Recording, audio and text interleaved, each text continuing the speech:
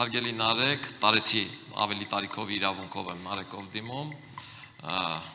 ես հետևել եմ ձեր հարցազրույցներին, դուք շատ ճկուն եք, կարողանում եք հարցին կոնկրետ չպատասխանել, դրա համար կխնդրեի, որ հնարավորինս կոնկրետ պատասխանեք։ Հաղթանակ չունենալու դեպքում Սամվել Կարապետյանը պատրաստվում է հրաժարվել երկքաղաքացիությունից, տեղափոխվել Հայաստան, գործել Հայաստանում որպես քաղաքական և տնտեսական գործիչ։ Խնդրեմ 1 րոպե։ Շնորհակալ եմ, պարոն Սարգսյան, ավելի ավագի իրավունքով ես ձեզ կդիմեմ, պարոն Սարգսյան, Սամվել Կարապետյանը ունենալու է հաղթանակ և տեղափոխվելու է Հայաստան, հետագա տարիները նա օգտագործելու է, որ մեր երկրին ապահովի բարեկեցություն, մեր երկրին ապահովի վերջապես այս աղքատության ճիրաններից ելք և ազատություն այն մարդկանց, ովքեր ուզում են իրենց կարծիքը հայտնեն։ Դա է մեր ծրագիրը, դա է մեր անցած ճանապարհը ու այն ճանապարհը, որով մենք գնալու ենք։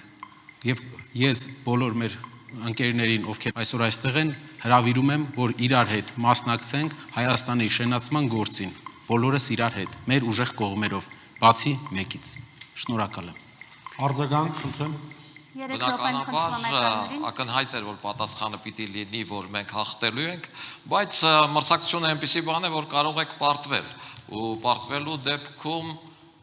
դեպքում է, որ հայ քաղաքացուն հետաքրքրում է այդ հարցը։ Պարոն Սարգսյան, վստահ եղեք, որ մեր պայքարը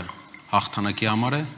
այսքան մարդիկ անցնում են պայքարի ուղով, ճնշումների ուղով, միայն վերջնական հաղթանակ ունենալու համար։ Եվ մենք մի քանի օր է մնացել, այդ հաղթանակը կտեսնենք, եւ դուք վստահությամբ կարող եք այդ ժամանակ տեսնել, թե ինչպես է Սամվել Կարապետյանը Հայաստանում փոփոխություններ է իրականացնում։